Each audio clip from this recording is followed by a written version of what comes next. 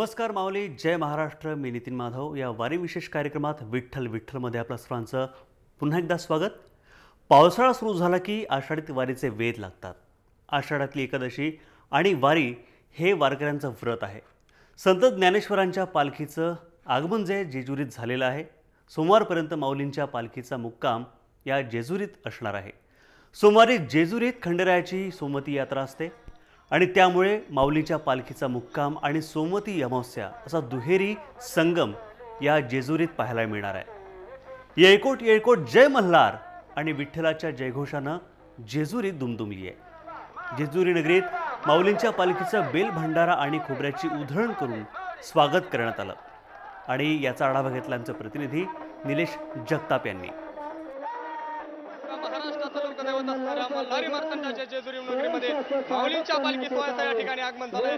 आपण पाहू शकतो कशा प्रकारचा उत्साह आहे. लाखो वारकऱ्यांच्या साक्षीनं, जेजुरीकरांच्या साक्षीनं भंडारा उधळून या ठिकाणी माऊलींच्या पालखी सोहळ्याचं स्वागत होत आहे. दृश्य आपण जय महाराष्ट्रवरती पाहतोय. जेजुरीकरांच्या उपस्थितीमध्ये जेजुरीचा भंडारा उधळून या ठिकाणी माऊलींच्या पालखी सोहळ्याचं स्वागत झालेलं आहे. येळकोट येळकोट जय मल्हारच्या गजरामध्ये या ठिकाणी माऊलींचं स्वागत होताना आपल्याला पाहायला मिळत आहे. कशा प्रकारचा उत्साह या ठिकाणी आपल्याला पाहायला मिळतोय. खरं तर पाऊस महाराष्ट्रामध्ये नव्हता. काल रात्रीपासून या ठिकाणी मोठ्या प्रमाणावरती पाऊस पाहायला मिळतोय. त्यामुळे वारकऱ्यांमध्ये सुद्धा एक प्रकारे आनंदाचं वातावरण होतं आणि आनंदाच्या वातावरणामध्ये जेजुरीचं सोनं म्हणून जे ओळखलं जातं ते जेजुरीच्या भंडारा उधळून या ठिकाणी माऊलींच्या पालखी सोहळ्याचं मोठ्या उत्साहात या ठिकाणी स्वागत करण्यात आलेलं आहे. लाखो वारकरी या ठिकाणी या क्षणाचे साक्षीदार होत आहेत. हा पालखी सोहळा जेजुरी येथे आज मुक्कामी असणार आहे, तर उद्या सकाळी वाल्याच्या दिशेने प्रस्थान ठेवणार आहे.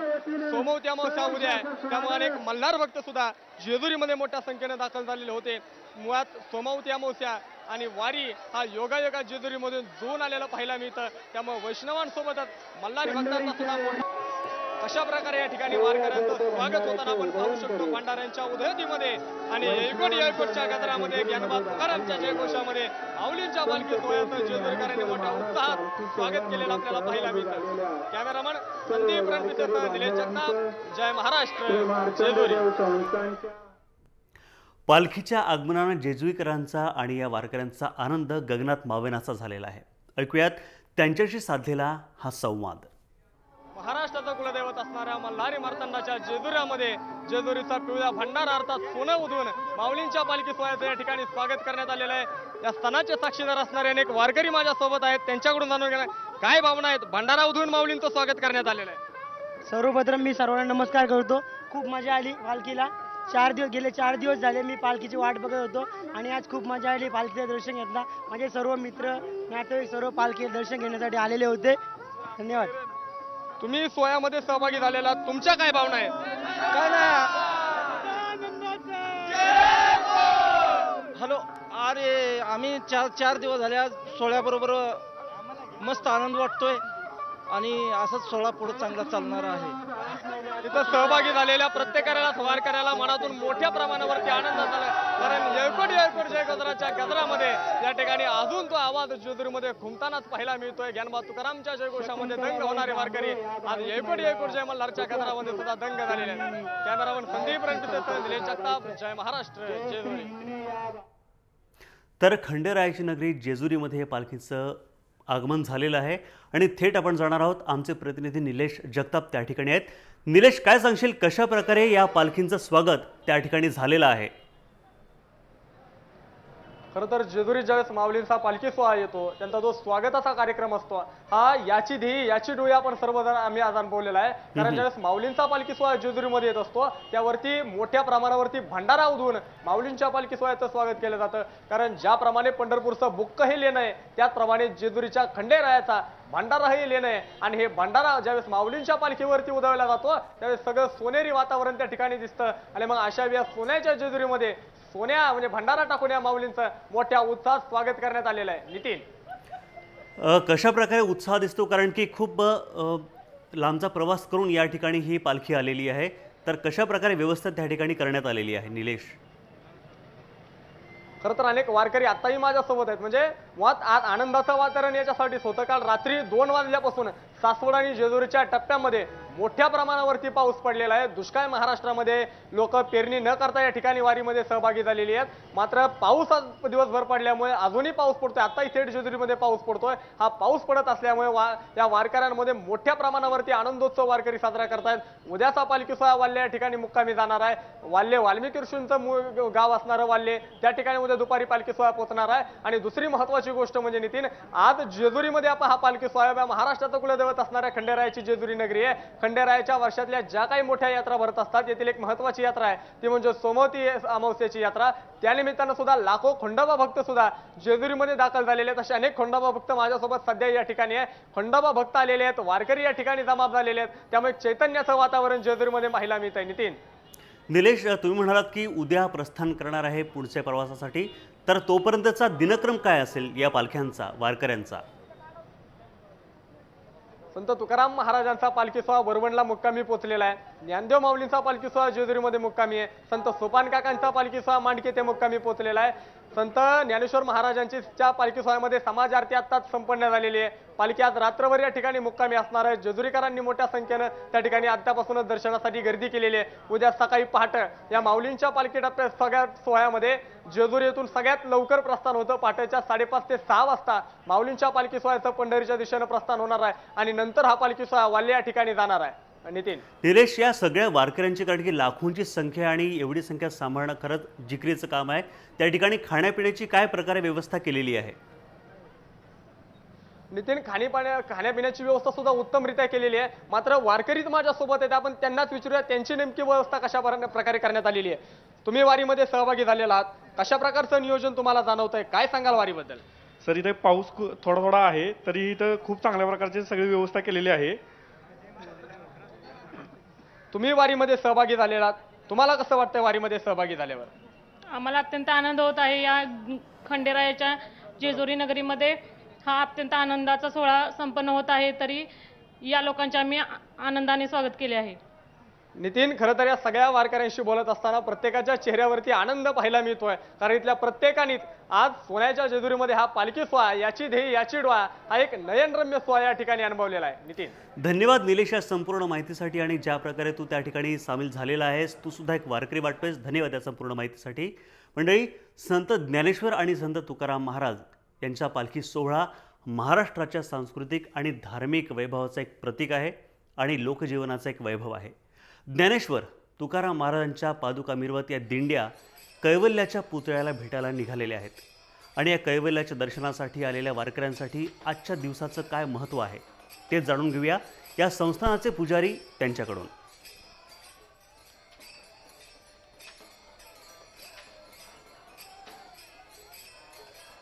महाराष्ट्राचं कुलदैवत असणाऱ्या मल्हारी मार्तंडाच्या मुख्य मंदिरात मी सध्या आहे. मंदिराचे पुजारी माझ्यासोबत आहे. कसा योग जुळून आला? आज माऊलींची पालखी जेजुरीमध्ये येते, उद्या सोमवती अमावस्या आहे, काय सांगा? ज्या दिवशी अमावस्या सोमवारी येते त्या दिवशी सोमवती अमावस्या मानली जाते. ह्या ज्या मूर्ती दिसतात ह्या पालखीत बसून करा स्नानाला जातात. हा दुग्ध शर्करा योग आलेला आहे. आज ज्ञानेश्वर महाराज साक्षात जेजुरीत आलेले आहेत आणि उद्या खंडोबा स्नानाला करेवर जाणार आहेत. हा दोन्ही योग हे एकत्र आलेले आहेत. काय वैशिष्ट्य असतं माऊलींची पालखी जेजुरीत येते, काय वैशिष्ट्य असतं त्या दिवसात? माऊली ज्यावेळेस येतात त्यावर्षी दरवेळेस पाऊस घेऊन येतात.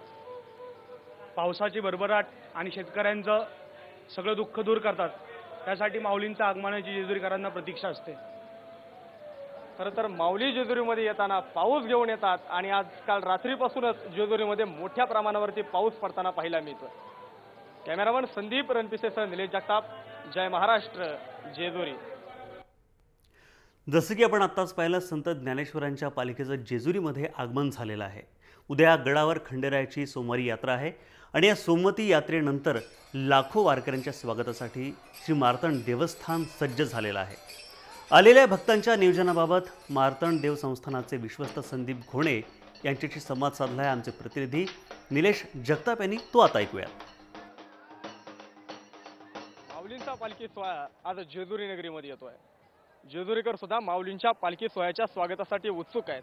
ज्ञानबा तुकारामच्या गजरासोबतच येळकोट जय मल्हारचा गजर जेजुरीमध्ये घुमतोय. माझ्यासोबत मार्तंड देवसंस्थानचे प्रमुख विश्वस्त घोणे साहेब आहेत. कशा प्रकारे तयारी या ठिकाणी संस्थांच्या वतीने करण्यात आलेली आहे? आता मी प्रथमतः मार्तंडदेव संस्थान ट्रस्ट जेजुरी यांच्यामार्फत सर्व वारकरी संप्रदायाचे वैष्णव भक्तांचे स्वागत करतो। या ठिकाणी 3 दिवस लागोपाठ यात्रा आहेत। त्याच्यामध्ये आज माऊलींचा पालखी सोहळा आहे। याच्यामध्ये 3 ते 4 लाख लोक या ठिकाणी जेजुरीमध्ये येत आहेत। उद्या सोमवती यात्रेनिमित्त 7 लाख लोक येतील आणि परवा दिवशी गणपूजा आहे कडेपठार मंदिरावर, त्यासाठी 1 लाख लोक येतील।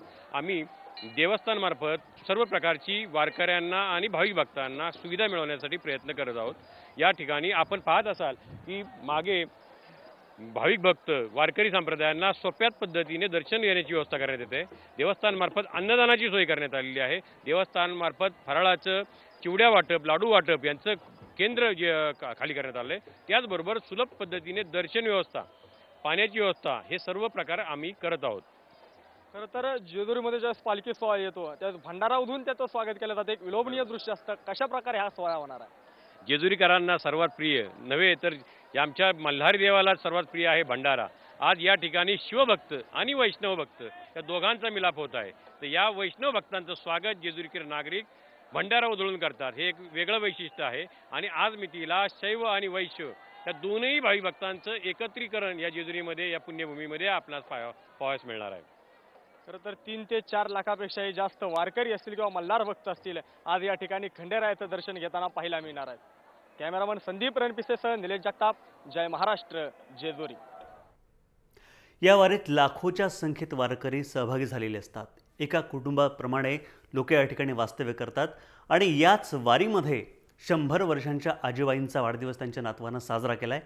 त्यावेळी लाडू वाटून मोफत तपासणी उपचार करून या जेजुरीमध्ये हा वाढदिवस साजरा केला गेलाय। शिवसेना प्रवक्ते अरविंद भोसले यांनी हा वेगळा उपक्रम राबवलेला आहे, बघूयात। ज्ञानेश्वर माऊलींची पालखी या जेजुरीमध्ये येते आणि माझी आजी असेल किंवा ही जी परंपरा आहे शेकडो वर्षांची, ती परंपरा माझ्या आजीने किंवा तिथपासून आमच्यापर्यंत पोहोचली आहे। तर आज आणायचे 100 वर्ष पूर्ण झाल्याच्या निमित्ताने एक वारकऱ्यांचं स्वागत तिच्या त्या शतक महोत्सवी वर्षाच्या आयुष्याच्या अनुषंगाने लाडू देऊन करण्याचं आमचं एक इच्छा होती आणि माऊलीने ती सेवा पूर्ण करून घेतली आहे। या वारीत लाखो वारकरी विठुरायाचं नाव घेत पंढरीच्या दिशेनं मार्गक्रमण करतात। थकली भागली पावलं मग वाटेत विश्रांती घेतात, थांबतात आणि हा विश्रांतीसुद्धा विठुरायाच्या नामात तल्लीन झालेला असतो। अनेक ठिकाणी स्थानिक गावकरी त्यांच्या पोटापाण्याची सोय करतात। मग तुकोबारायांच्या पालखी सोहळ्यात यवतमाळमधला मुक्काम मात्र खास असतो, कारण वारकऱ्यांसाठी इथं खास पिठलं आणि भाकरीचा बेत आखलेला असतो। पण 1-2 नाही तर तब्बल 1.5 लाख भाकऱ्या इथं थापल्या जातात। त्यासाठी जवळपास 1 क्विंटल पिठाचा वापर केला जातो। भक्तिभावानं थापलेल्या या पिठलं भाकरीचा आस्वाद आणि चव काही औरच असते।